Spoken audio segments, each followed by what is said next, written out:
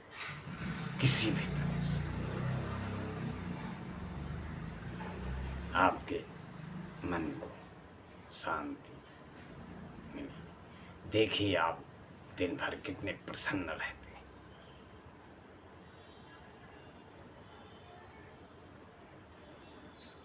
मेरी बात मान करके रामायण के दोहे पढ़ें, या आपके पास टाइम ना हो तो सीताराम करें। हो सके तो कुटुंब के साथ सीताराम जी का नाम लें,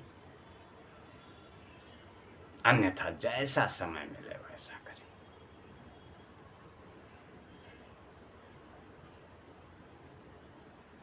भगवान को दिमाग से नहीं,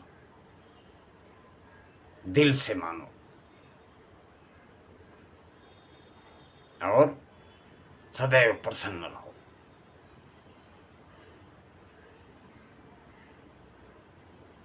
इसी के साथ पार्ट 2 सुंदरकांड को विश्राम दिया जाता है।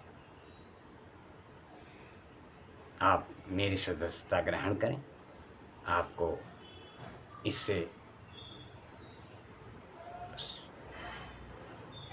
लगे हुए जितने भी पार्ट हैं सब आपको मिलते रहेंगे और आप देख करके प्रसन्नचित्त होते रहेंगे और भगवान सीताराम का नाम जप करते रहिए, मन में तन से, जैसे भी आपकी इच्छा हो।